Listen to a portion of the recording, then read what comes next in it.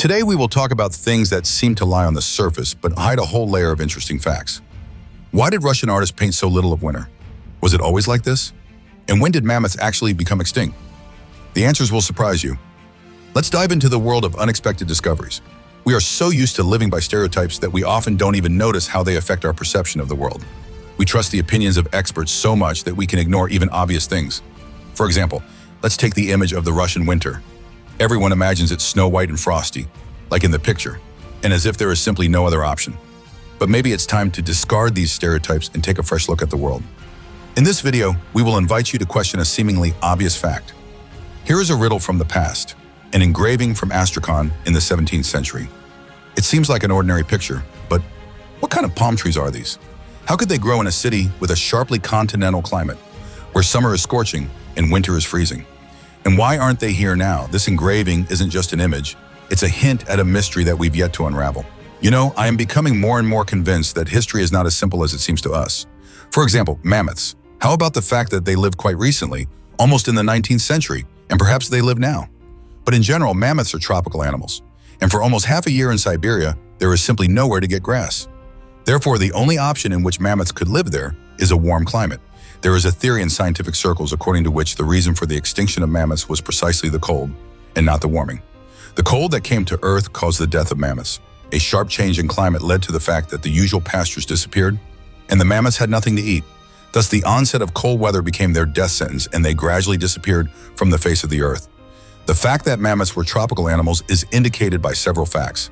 Let's take a closer look at the mammoth. Mammoth skin.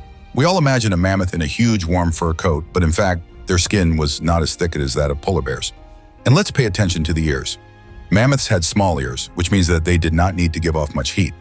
Let's move on to the tusks. Mammoth tusks are twisted and curved, but you can't really dig with them in snow and ice. So maybe they weren't intended for ice at all. And what about the elephant brothers? If you look closely at the skeleton of a mammoth, it looks more like the skeleton of an African elephant than something from the north. And elephants, as we know, are heat-loving animals. And tests of mammoth teeth showed that they ate vegetation that grew in warmer places, and not in the cold tundra. Besides, it turns out that mammoths first lived in warm places, in Africa, Asia, and Europe. And only later, perhaps, they began to wander around cold places in search of food. As it turns out, earlier when mammoths were still running, the climate in the places where they lived was much warmer, so they simply felt at home. Did you know that DNA has shown that mammoths are more related to African elephants than to some polar animals? That's how it is. And how long ago did mammoths become extinct? Did you know that dwarf island mammoths became extinct only 30,500 years ago? Most island mammoths lived on the Channel Islands, not far from the American coast. Mammoths knew how to choose warm, comfortable places for themselves. Mammoths could swim well, which, combined with curiosity, led them to the nearest islands. This is a common phenomenon in nature. For example, ancient whales were land animals. Then they went swimming, realized that there was more food in the ocean. And after millions of years of evolution, they became exclusively marine animals. Island mammoths quickly evolved into dwarf ones. The height at the withers barely reached 1.8 meters. That is, the height of a person, while their continental counterparts were at least twice as big. Why did they decrease in size? It's all prosaic. There is less food on the islands and there are no large predators. So it is more profitable to be a more compact animal. As we can see, guys, mammoths, although they were so powerful and in fur coats, were still most likely not quite winter inhabitants. Some of their species simply adapted to the cold, but apparently did not go far from their tropical roots. Here are such interesting facts about mammoths. And we move on. What other evidence exists that winters used to be warm? Look closely at these images. Isn't it strange? These stoves, they seem alien against the background of these palace walls, clearly added much later. And here is another example. Buildings from the 17th and 18th centuries, where you can see how roughly the stoves were built in, destroying the old masonry. What kind of builders are these?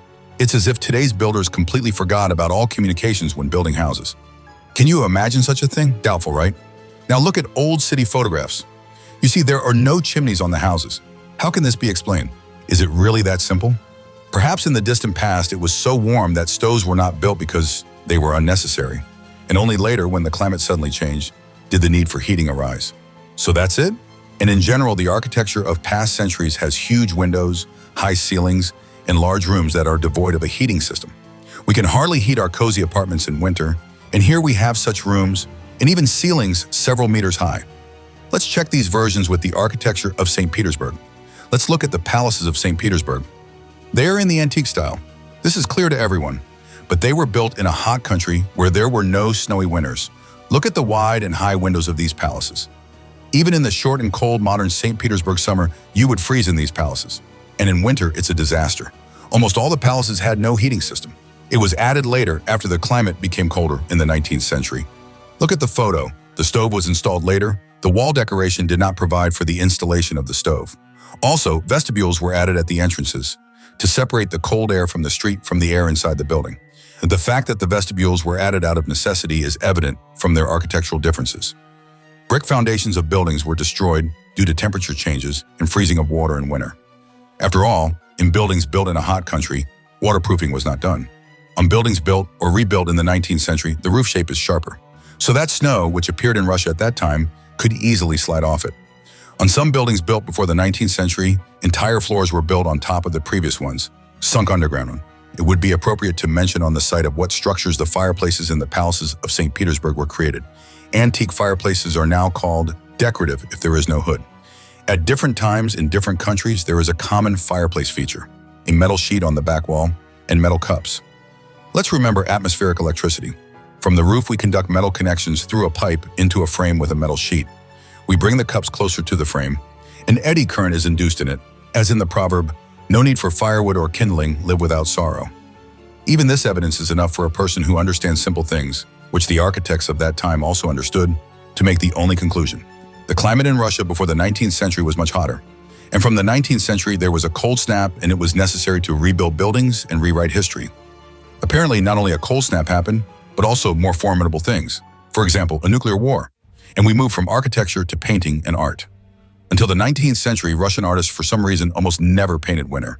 Almost all paintings and engravings are anything but winter landscapes. Surprisingly, it is a fact. Check the artist's birth dates to make sure. What is the secret? That is tomorrow. Well, okay, let's say. We are told that Russian artists up until the 19th century so zealously followed Roman fashion that they didn't even paint winter. After all, as we know, there is no snow in Rome. That's the whole explanation. Doesn't it seem a bit far-fetched to you? And here we come across another mystery. Grigory Ugruyumov's painting, The Triumphant Entry of Alexander Nevsky, 1793. We remember from history that the battle on Lake Peipus took place in winter, with an icy battle. But where is the winter in the painting? It is not there. Is this a historical inaccuracy or an artistic technique? What did Russian artists paint then? If we delve into the history of painting, we will see that artists were mainly engaged in icon painting. What else is said about winter in Russian folklore? We are so accustomed to winter images and carols that we do not even suspect that once everything was completely different. If we turn to old carols, there is not a word about cold and snow. It turns out that these songs have gone through a long path of changes before acquiring their modern winter appearance. Clear sun, you shine, you warm, dress of our Mother Earth with warmth. The grain turned golden, ripened in the field, so that there was plenty of bread on the table. In conclusion, I would like to say that we do not see any evidence of winter in the 19th century. However, if you look at the Google map, you can find many perfectly round lakes that resemble traces of nuclear strikes or meteorite falls. But what if the climate could have changed significantly during this catastrophe? And after the 19th century, many animal species began to disappear. The cold winter could well have caused the extinction of these species. Further, we can see populated areas in Siberia, Canada, Finland, Iceland, and many other lands that are permafrost zones. Did people really want to live in ice where nothing can be grown? In Moscow, the summer season lasts only 3 months, and a little further north, you can completely forget about agriculture. Warm Australia, Africa, and South America are almost uninhabited, and Europe, which can hardly stand the winter, is covered with ancient cities. Would people really build cities in such a cold climate? You know, sometimes it seems to me that we live in some kind of science fiction movie. Scientists say that the Earth's poles may change places. This means that soon we may see palm trees in the north and year-round snowdrifts in the south. Can you imagine that? And that this is not some kind of fiction, but a very real reality?